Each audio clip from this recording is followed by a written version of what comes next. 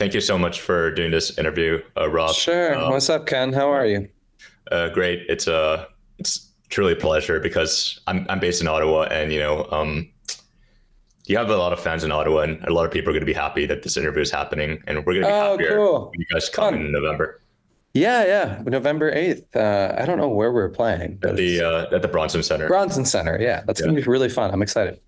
Okay, so I'll just kick off the interview now since we're kind of short on Sure. time. Yeah, you're all Um, good. so congratulations on the release of the album.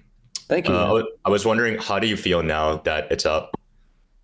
I think it's a mixture of I think feelings. I feel like it's a there's definitely a portion of it that's like a relief, and when you spend so much time incubated making something that's so personal and raw and special to you, and like only like a few people have heard it, and it's like you kind of live in this little world that you've made.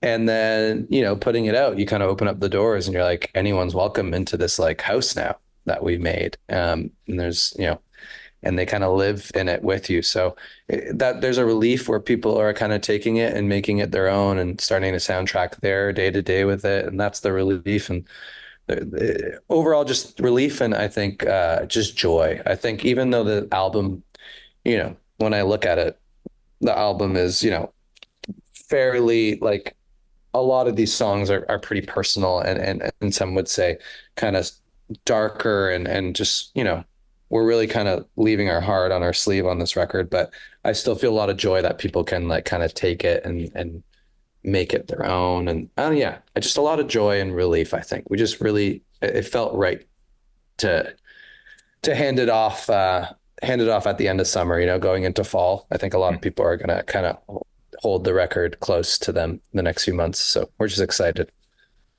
And you mentioned this is like a personal album, so it leads me to my second question. Hmm. This album, musically, lyrically, and conceptually, feels quite different from your previous work in that it's Uh-huh. very natural and authentic.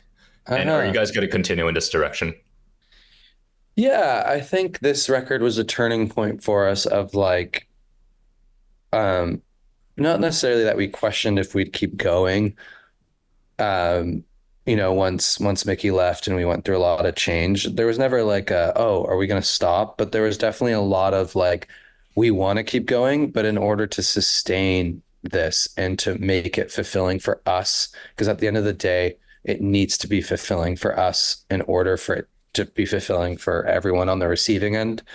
Um, because people can see through that. People can see when you're not having a good time or you're not being genuine. And I think there was a line that we were very close to crossing of us just kind of like getting into the motions of just like rinse and repeating the same thing over and over again and really just like not pushing each other into new corners or just falling back on other things that we miss about making music together. So I think this album was a big turning point of like, no matter where we go with genre or where we go with experimentation on the next album and the next album, it's always going to feel authentic and like Valley. And it's always going to feel like this record in the sense of it's very honest, it's true. It's not trying to sell anyone anything. Like we're not trying to present an idea or version of the band. We're just presenting ourselves in a room making music. Like there's no other prerogative or goal with this record. And I think that's what's going to continue. It's just us being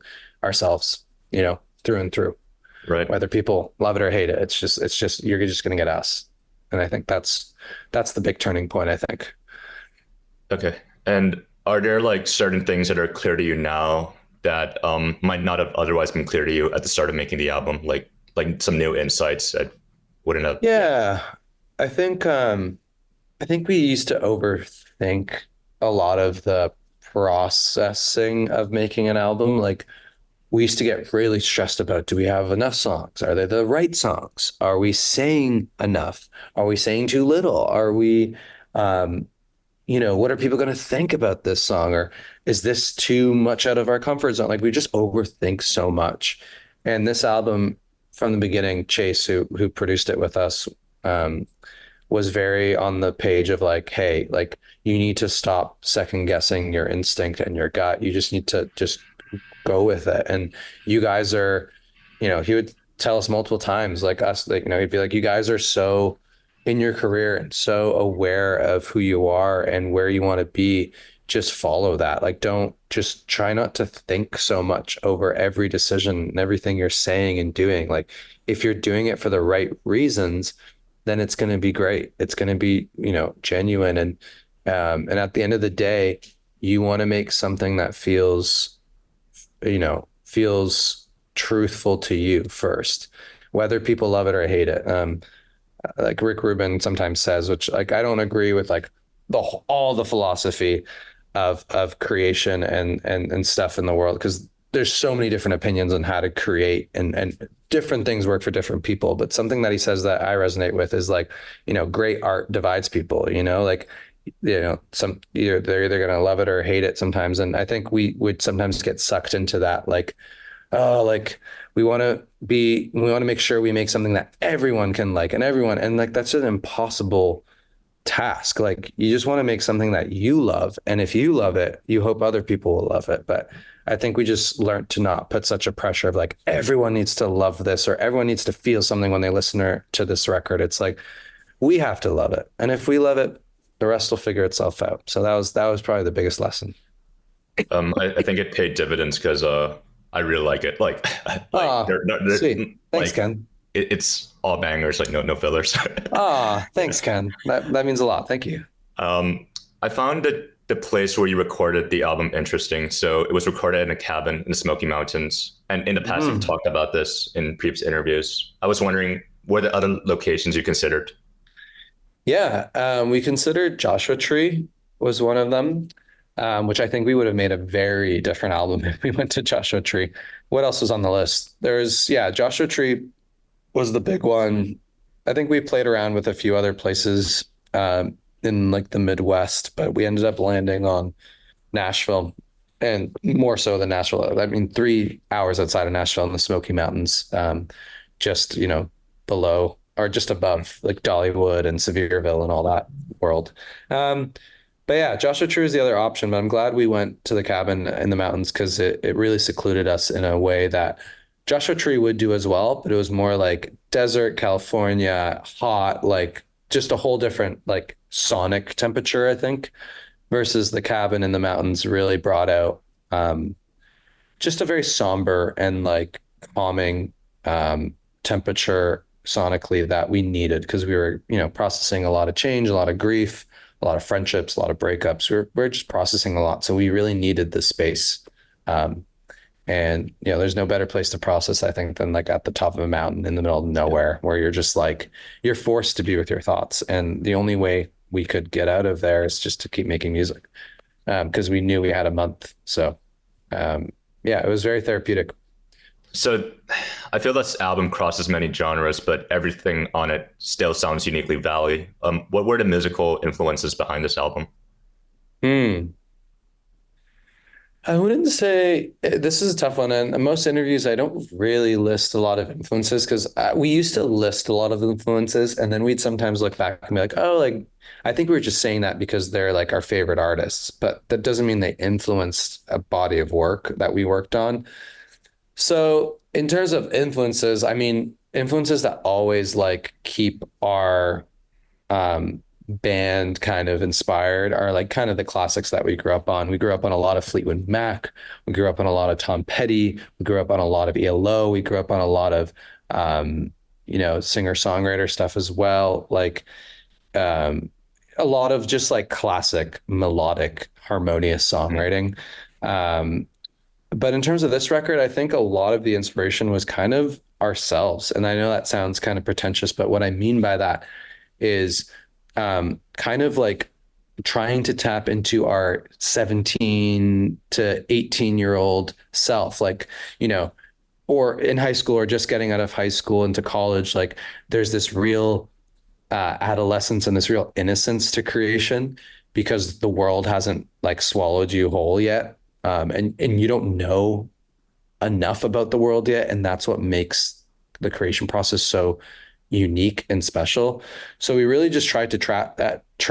We trapped ourselves. We tried to tap in to our younger selves, like when we made our first record, maybe, a lot of that album was like us just in a basement, like in Mickey's parents' basement, like just like literally not knowing what we're doing. We just like press record, turn knobs, go play on the piano, write a verse here, sing a chorus here. Like we were just like stitching and like it was a messy creation of just sound and feelings, and none of it meant anything. And then it also meant everything.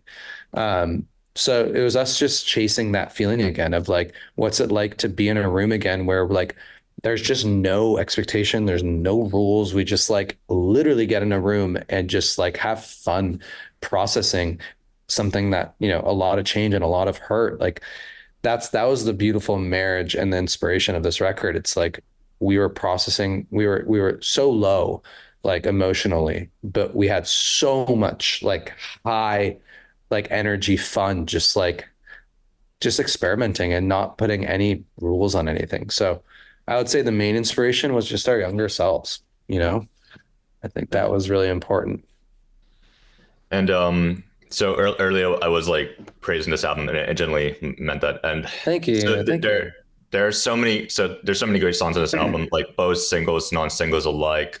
Were there any songs from the album in which you were surprised with the positive reception from fans or like listeners in general? Um, Funny enough, I didn't even ask for this. Has been getting a lot of like love and like attention. And it's funny because it's kind of just like a minute long transition track. It was a longer song that we just didn't finish. It used to be called Walking the Dog, and it had like a chorus and a bunch of sections, but we realized that in that case, saying less is saying more. So we kept it to a minute. But that song's been getting a lot of reactions, which is like it's kind of like the sonic, I call it the sonic like lunch break of the album, where it's like the album's pretty heavy and serious, and it's us really talking about real shit. And then, we have I didn't even ask for this, which is just this like Yeah. kind of like little like bubbly transition of us just kind of being like, I didn't even ask for this. Like, why are we here again? And it's us just like it's us just being silly. And it's another peek into the cabin where we also had nights where we just had fun and like didn't really think about all the dark, sad stuff for a second and just like had fun. So that song was a surprise. I was like, oh, are people gonna like think that like disrupts the flow of the album? But people ended up liking it. So I think I was like reading online that there were people that actually wanted the song to be longer. They were like, yeah, oh, this is my favorite we've song. heard, we've Yeah. heard. I mean, you never know. There might be what's the next like holiday? I guess Christmas. Maybe for Christmas we just drop the full version. That's the Wow. holiday gift. I'd We'll be do so like happy. a songs stocking stuffer for our fans. I don't know. We'll figure it out. Maybe it'll come out. Super. So maybe this question is actually more suited for all the band members, but since I only have you here today, Rob, Uh-huh. what is your favorite song off the album? Ooh, good question. Today I'm gonna say Life Goes On Without Me. I really like that song. Um, I think that song is a journey and just makes me think of just makes me think of a time where I don't think I was very happy doing what I was doing, and it just makes me now I listen back to that song and I'm like, oh, I'm so happy I made it out of that season of my life because that song's kind of all about being on tour in like Asia and so much like amazing things happening. We were like selling out shows in Asia, but I was just like miserable. And I think it was because just a lot was adding up in the band dynamics and at home, and I just didn't have my head on straight. And yeah, I just think back to that time, and I don't know, that song just gives me a lot of like light and hope that like, oh, I made it through, and I can now listen to that song as like a bit of a different person. Um, and then I could probably answer the band. I think one of Kara's favorites that she always talks about is Mosquito. She loves Mosquito, and that song means a lot to her. And then Alex, I think one of his favorites, I know he says, is A Little More. He really likes that song. Yeah. Oh, I really love it too. I've been playing it for like hundreds of times on Spotify. Ah, Yeah. nice. Ah, Ken, you're your biggest fan. I love Yes, yes. That's why I'm interviewing on behalf of everybody. it. Yes. Love it. A good thing you mentioned a tour. because your first headline tour in 2025, like sorry, so in 2025 it'll be your first time that you'll be in Europe and the UK. How are Yeah, you feeling about that? feeling good. I think it's the first time going anywhere, you kind of try to not have expectations. We've done a lot of touring on the last record, and we went to Asia a few times, and we went to Australia, and we've done a lot of firsts. So it's exciting to have a first again. Like we can proudly say we've been to a lot of places, but to say, oh, we're going to Europe and the UK for the first time is just exciting. I think we're just excited to see what the crowds are like and meet a lot of fans that we've talked to online forever that, put a face to the name. Um, yeah, we're just excited and we're going in with, little expectation. We're just going in thinking, hey, it's our first time here. Hopefully people show up, we'll probably come back. We're just excited. We're just excited to bring the record there and we're excited it's this album. I think we waited a while, but there's no better album, I think, than this record to take to Europe and the UK. So we're just really excited. And we're playing so many cool places and we're playing Poland, which like I have a lot of family from Poland. So it's gonna be nice to play in Warsaw and just like, see them in like their country. Like, I don't know. It's gonna be a very exciting time. I'm just excited. Europe is the best. And lastly, is there anything you'd like to tell your fans? Oh my gosh.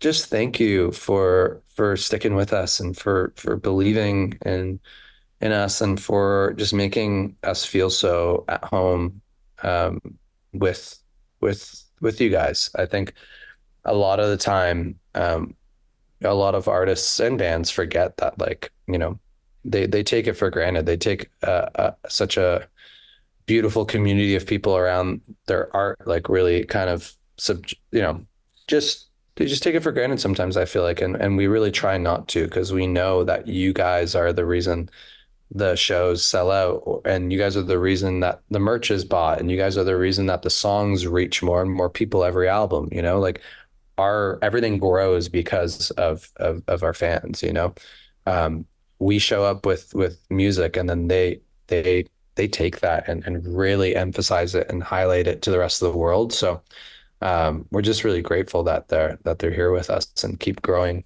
the family and the community that we have.